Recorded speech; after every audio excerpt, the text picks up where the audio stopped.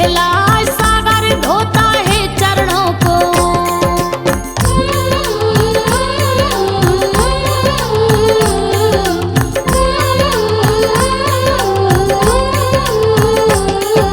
सागर धोता है चरणों को, जननी जन्मभूमि कहलाए, भारत पर अंग्रेजी शासक भारी जुल्म रहे ढेरा,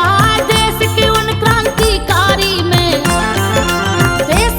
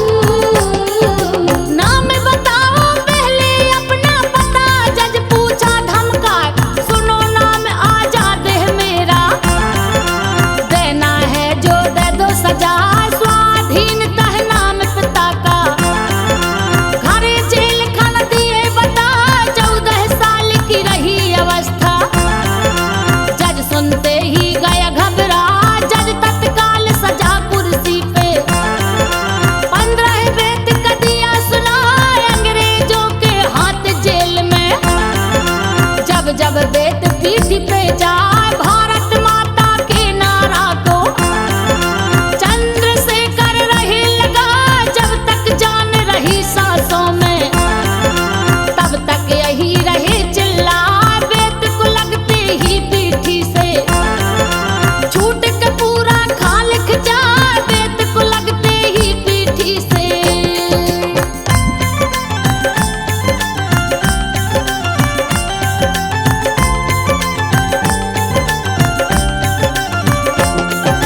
बेत को लगते ही पीठी से छूट के पूरा खाल खिंचाए नाम आजाद आजाद रहेंगे जज की कुर्सी दिन हिला चंद्रशेखर नाम में तब से गया नाम आजाद जुड़ा 1922 में गांधी आंदोलन जब लिए हटा छोड़ दिए संस्कृत की पढ़ाई देश की चिंता गई समा क्रांतिकारी दल में पहुंचे झंडा हाथ में लिए उठा हिंदुस्तान रिपब्लिकन पार्टी एक गई चुनाव पार्टी का आजाद उसी गए हैं सदस्य बना धन इकट्ठा करके देना इनको कार्य गया सौंपा धन इकट्ठा करके देना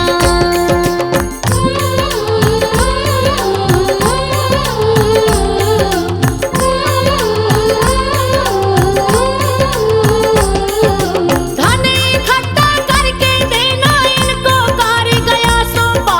लूट लिए सरकारी ट्रेन को क्रांतिकारी गोल बना कई लोग को जेल हुआ है भागे जाने आजाद बचाए ककोरी कांड कहानी इतिहास में चर्चित बार अंग्रेजों के दुश्मन बन गए पार्टी पूरी गई छिटा झांसी में आजाद गुफा में 5 साल छिपे जाए काटा कुसा बना बिछोना अंग्रेजों को दिए थका झांसी में आजाद का डेरा मुखबिर कोई दिया बता पहन लिए स्त्री की साड़ी मुंह घूंघट में लिए छिपा पहन लिए स्त्री की साड़ी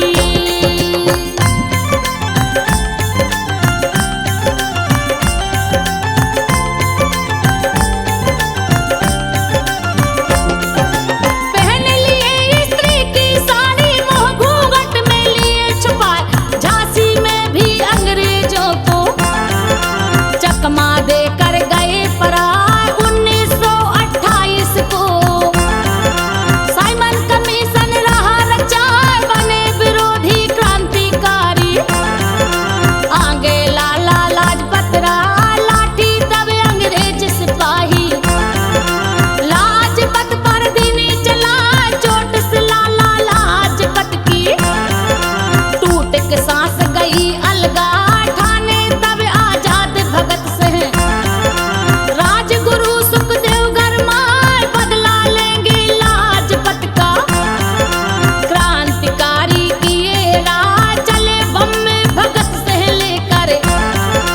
बल के मौत गए मडरा चले बम में भगत से लेकर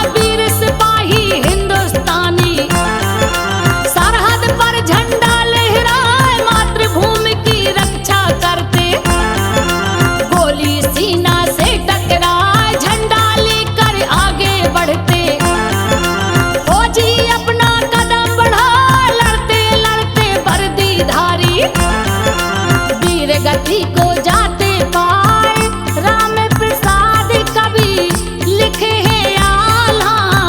संजोगा करे रही सुनाए संजोगा करे रही सुनाए संजोगा करे रही सुनाए।